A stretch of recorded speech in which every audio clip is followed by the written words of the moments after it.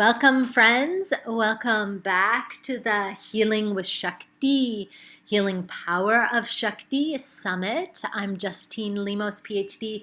I'm here with Jasmine Rose. And Jasmine Rose is a yogini and women's temple keeper who is devoted to feminine mysteries. She's the foundress of the Shakti Yoga School, which I can't wait for her to tell us about. And she teaches and trains facilitators in her womb-centered tantric yoga practice, specifically designed for the female body. She's joining us today. I believe you're joining us from Australia, right?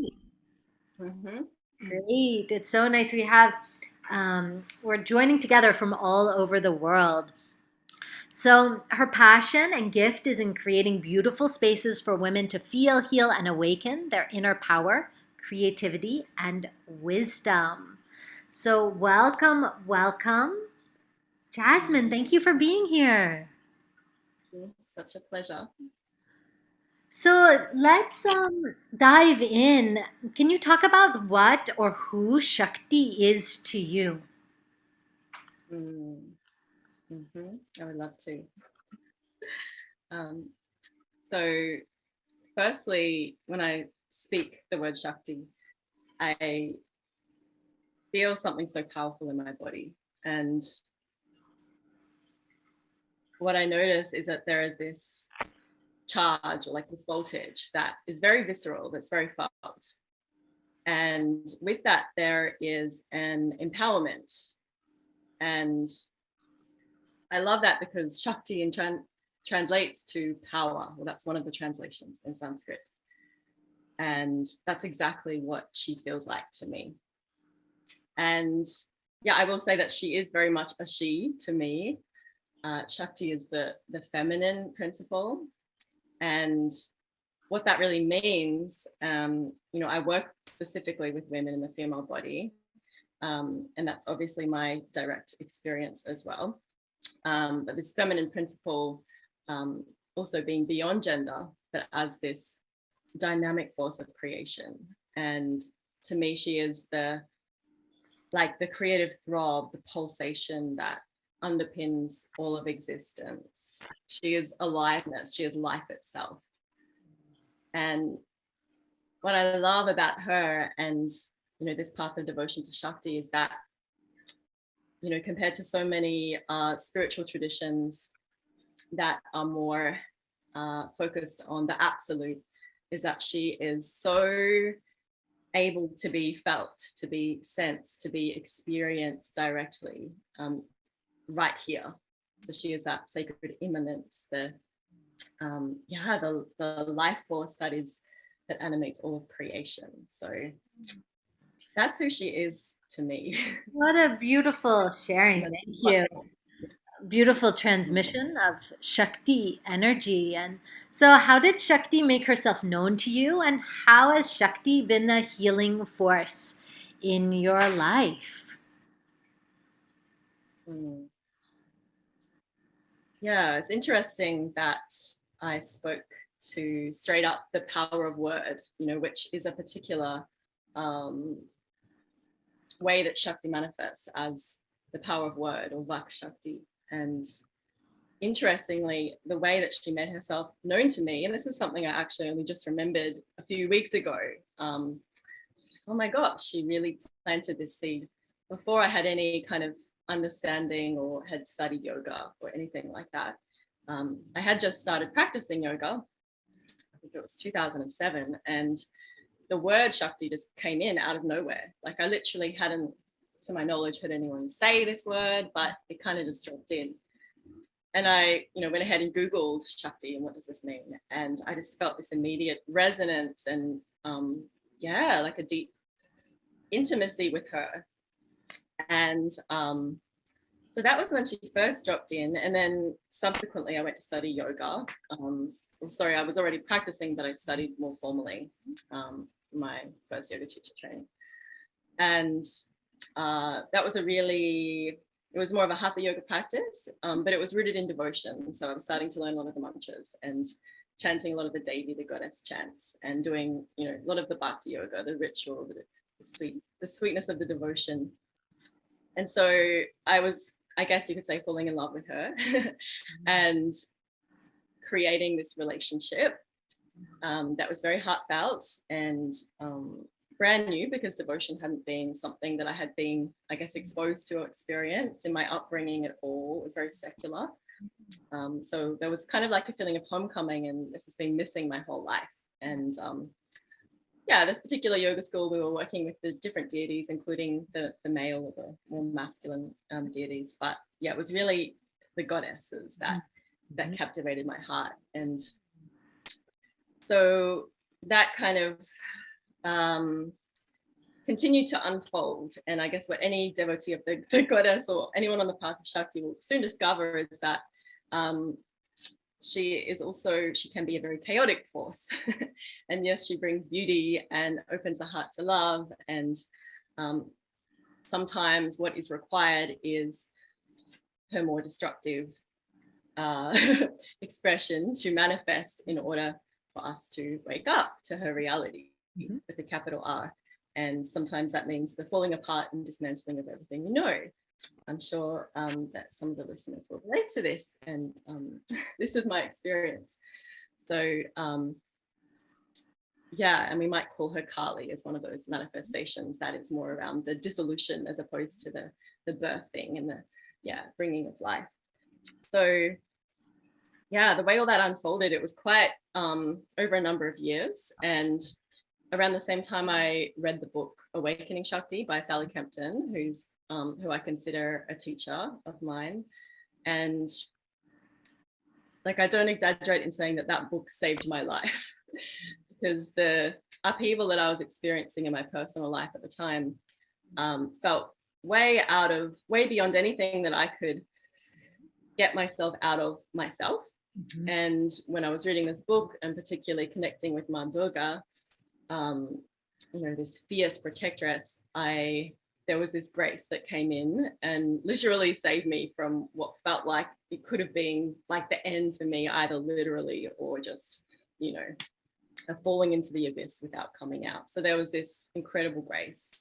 And, with that experience, it was like from then on, I gave myself to her, and I was like, okay, I can't deny this force, this presence, this love, this intensity of love. And, so therefore, I began this more intentional, focus my devotion to her, to the sacred she, to the feminine force.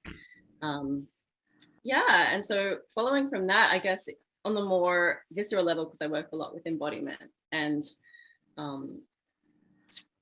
I had already, I guess, had like a little taster or an experience of the Kundalini energy when I started meditating. But I had, again, no context for what that was, because it felt very erotic in nature.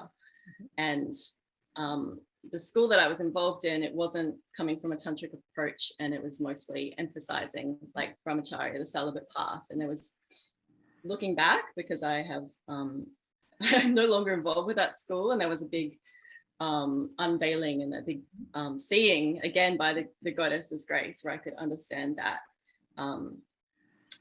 some of those teachings weren't actually truly liberating me. They were actually keeping me bound. And I'll also take ownership for my own part in that.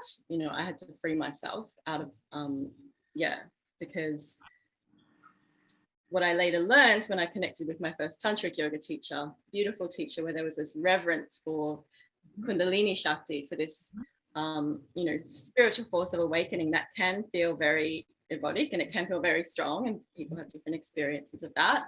And so as I started to work in this path, I had a way of, I guess, a context or a framework to relate to this energy. And I also, when my life fell apart, I moved out to the forest, and I had this incredible opportunity to have a lot of solitude in nature. So with that freedom and that opportunity, I was able to be more allowing of the way that she wanted to move through me, and just to, I guess, break free of some of the confines or what felt like limitations that my more traditional yoga practice was kind of imposing on me, and just to let Shakti lead. Sure. And And letting Shakti lead, that's one of the primary practices I teach in Shakti Yoga. Is kind of Amazing. letting her show us from the inside out, rather than like imposing, this is how you have to do this pose or this breath work. It's, you know, how does she want to express? And that for me has been like the most healing force in my life, you know. So tell us a little bit more about Shakti Yoga and then its differences from what we now consider to be classical yoga and how that evolves and moves and what some of the practices are. Yeah, sure. So I guess something I realized in my own journey was that even in some of the traditions where the feminine or the goddess, you know, that particular face of Shakti was revered, that there was still this flavor of what we might call patriarchy. And there was, to a certain extent, a denial of the feminine, you know, the feminine being the body, emotion, you know, all these different ways that Shakti manifests. And my experiences as a woman I didn't feel like there was space in the yoga practices I was involved with to allow and explore how deeply I felt, you know, how deeply I felt emotion, also the passion, the energy of Eros, you know, Eros being pretty much like the most powerful way that Shakti manifests in the body. And I had no I had no teachings or framework for how to work with, for me, these energies that were so alive. And it didn't really feel honoring, or it got to a point where this path that was more about ascension or transcendence, I was like, oh, but I'm just denying my human experience here, which I'm actually realizing is so sacred. And, you know, that of course is the beauty of the tantric path, is this all embracingness where like everything is the juice for our spiritual practice, all of it without exception. And, you know, that's such a radical path in so many ways. And I always say it's not for the faint-hearted. But just the way that I am inclined as a woman, and so many women around me, you know, I feel like it's part of the nature of being woman, and especially in a female body that has a completely unique anatomy, especially the pelvis. You know, the female pelvis is just like this, like, wellspring of Shakti that so many women aren't accessing, and I wasn't accessing. You know, I was completely cut off from that, and as a result, you know, that was playing out in the shadows, which is why, you know, Kali came in and everything fell apart, because I had to see what I was denying within myself. So for my own personal healing journey, and then eventually feeling this calling and this service to life itself, and especially to those who have taken form in a female body, it's like there needs to be a deep reverence for this experience of being in the female body, and particularly the womb. So I describe Shakti yoga as womb-centered yoga, and the womb is the center of the female body. And even if there's not a uterus present for whatever reason, there's still the womb space. There's the energetic imprint of the womb. And, you know, the womb is the source of all life. Not a single one of us got here without starting in the womb of our mother. And then we have, I guess, on the more esoteric level, the great mother's womb, the cosmic womb, out of which all of life is birthed. So yeah, I feel really passionate, and it felt really important to me to honor this kind of this bodily vessel in a really in a really like intimate way, and to welcome our wholeness into the practice, because what I realized is that you know, some of the rigidity of the hatha yoga that I was practicing was actually there was like a stuckness, and I needed to free myself up. And I could see that in female yoga practitioners around me as well. A lot of the time there was this trying to like fit this ideal, or trying to mold or sculpt the body or transcend the body. And it's like, considering in the feminine collectively there is so much trauma, especially held in the womb and the pelvis and the yoni. Like, we need to come into the body and heal by being inside the body. And that can be pretty confronting. So the way that I approach it is super gentle. We're not trying to get like this big cathartic release. We're not trying to actually awaken Kundalini energy. We're just coming into this deep listening and honoring and, directing our reverence to our bodies, to our womb, to this life force that pulses through us and through all of creation, but it starts here. And that was a really big missing piece that I was seeing. And yeah, so I decided to, well, I didn't decide, I'll be honest. Shakti moved me to offer this practice. And so about 4 years ago, I started to formally teach what I now call Shakti Yoga. And I was teaching here where I live in nature. We're out on the earth. We were in relationship with nature and with each other as a circle of women. And I was just noticing that it was quenching this thirst that so many women and that I also experienced, to not be practicing in straight lines with the teacher at the front, but to be practicing in a circle. And so it's evolved since then. And I'm now teaching women to teach this practice. And it's just such a delight. Thank you for your work. And Jasmine has this amazing offering for everyone who's here that the link will put it below. You can get a 2.5 hour introduction to Shakti Yoga, a retreat entitled The Sacred Body. And I can't wait to dive into that. So thank you so much for this rich offering. You can also find her. We'll be sure that her website will be below, as well as where you can connect with Jasmine on social if you like to. And then in the time that we have left together, Jasmine, will you lead us in any practice or meditation that you feel called to or moves through you right now for all of our friends that are joining in? Yeah, absolutely. All right, so we'll start where we are. And if you're not already sitting comfortably, I would suggest sitting down for this. And it's fine if you're on a chair, if you need to be, but if you are, put your soles of feet flat on the ground and make sure your feet are hip width apart. And if you're sitting cross-legged like I am, if you're comfortable that way, we can all just bring the hands under the buttocks and move the flesh away to reveal the sitting bones, to really feel those bones anchor into your seat. And then to just shake the hips a little bit to really affirm this connection between the base of your body and your seat, the ground under you. You're welcome to settle into stillness. And if you haven't already, you may like to close your eyes, but you don't have to. The hands can rest on the lap or on the knees, just really soft, open palms. And if you'd like to join me in taking 3 deeper breaths, and we'll breathe in the nose and out the mouth with just a sigh or a sound.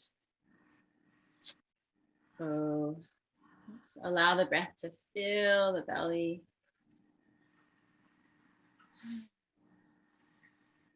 Just feeling the way that the exhale lends itself to this sweet release. Again, breathing deeply in and down.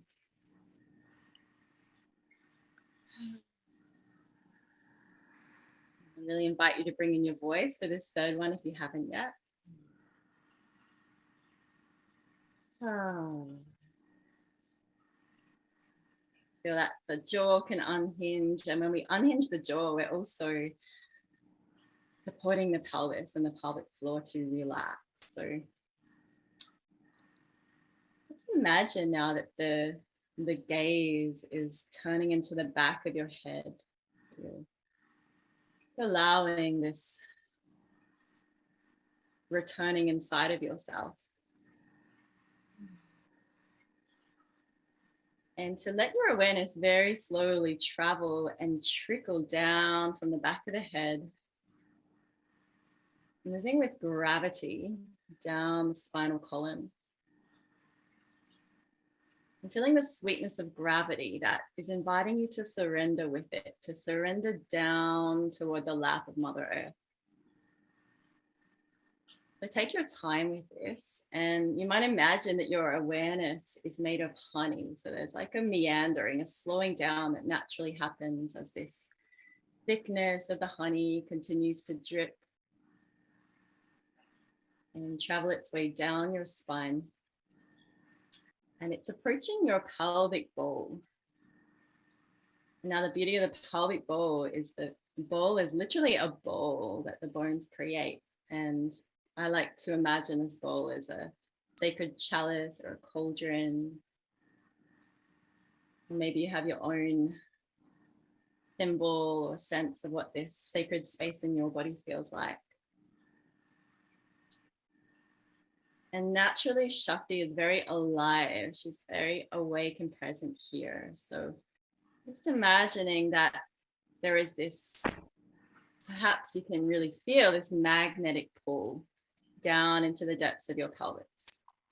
And if you would like to now slide your hands up your thighs, tenderly, lovingly, or maybe even sensually, until your hands arrive over your womb space, so just above your pubic bone, and create the Shakti triangle here. So it's a downward pointing triangle, the thumb tips together, the index fingertips together. It's one of the sacred symbols, the geometry for Shakti, this beautiful descending force, this descent of grace into the body. And so let that touch and that contact of your hands over this space invite more of your presence here, feeling and sensing the warmth, the pressure of your hands. Letting it invite more of you into this deep inner space in your body.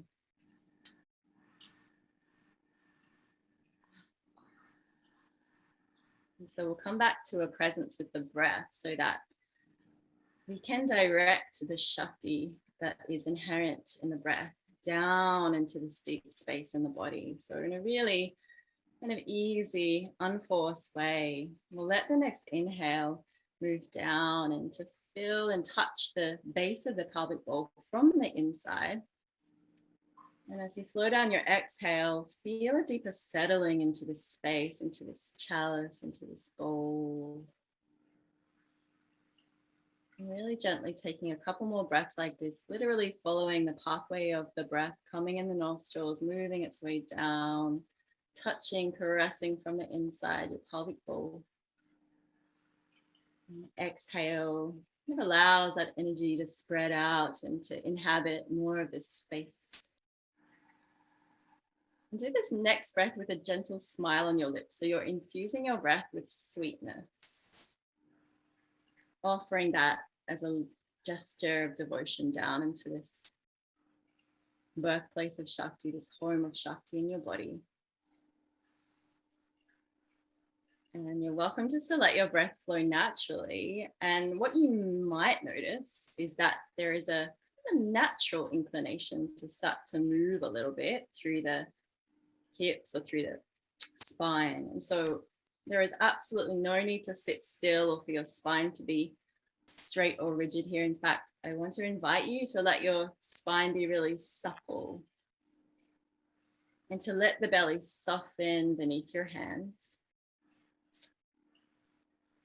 And now that you've really connected in with that space with your hands, you can slide the hands back down to your knees and cupping your knees this time. And just as I spoke about this letting Shakti lead, I invite you to really feel from the inside if there is a particular way in which she wishes to move you now. And even though I consider the kind of the undulations in the spine or the motions, the circling motions in the pelvis are completely natural especially in the female body, sometimes the body needs reminding because we have so many layers and conditioning, and maybe we have had a particular way of practicing yoga where we haven't necessarily accessed this innate intelligence. in this way. So if movement isn't coming naturally, you can join me in creating some circles that begin and have their origin in the base of your pelvis. And just as we kind of touched in with the sitting bones that make contact with your seat, and you can feel as you circle around like you're massaging those bones. And then we have this beautiful triangular shaped bone, just like that yoni mudra. So corresponding with that mudra at the front, we have the sacrum, this bone at the back, and letting the name of the sacrum remind us of the sacredness of this space. And just for a little bit longer, allowing this circling to bring you more present, as if you're circumambulating or walking like a pilgrimage, a sacred pilgrimage around your womb space, bringing in that quality of reverence, of devotion here.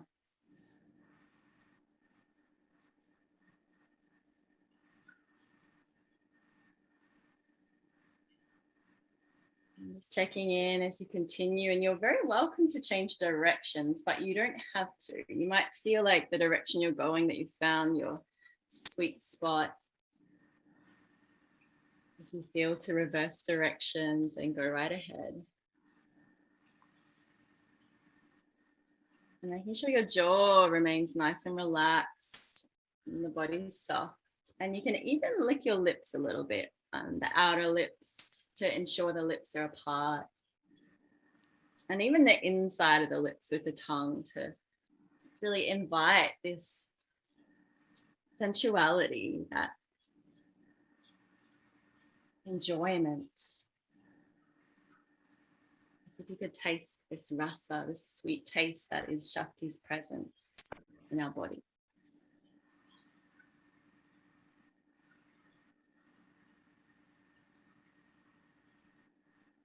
So very gradually, you can start to spiral toward the center. You're loosening up the head on your body, so there's not so much of a holding of the head in place. It's gradually coming to rest right in the center. And you're free, if you like, to return the hands into that yoni mudra, as if to frame a precious jewel right in the center, like a bindu, this center point, and imagining that this luminous jewel right in the center of your pelvis, beholding the beauty. Perhaps this jewel appears in a particular color or form or shape. Maybe it's steady, maybe it's rotating or vibrating. This is uniquely yours to behold and to cherish in this moment.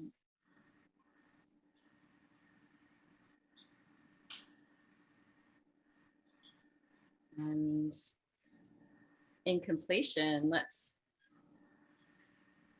with this next breath, slide one hand up into your heart center and center the other hand on your womb. You feel that with your breath now, you can bring up, as if to drink this nectar from your pelvis, and bringing it up into the heart with your inhale. Feel your exhale relaxes your shoulders back, feeling that sense of the physical spine, giving your body support. And take just a moment to check in and to notice what you're feeling. And even if it's just a little hint, Shakti, she might be subtle or she might be powerful.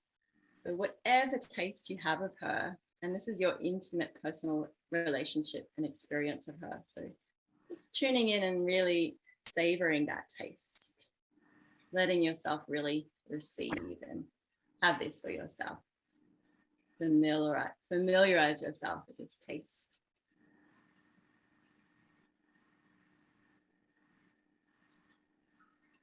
You can bow your head towards your heart, towards your womb. And then you do open your eyes, doing so softly, and you might like to take in the colors or the shapes and whatever's in your space before returning to the screen. And maybe you just like to relish in your own way. Thank you so much for sharing with us and for being with us today and sharing this powerful Shakti yoga, allowing it to flow through you and into the world. Thank you so much. Much love, blessings. Thanks, Justine.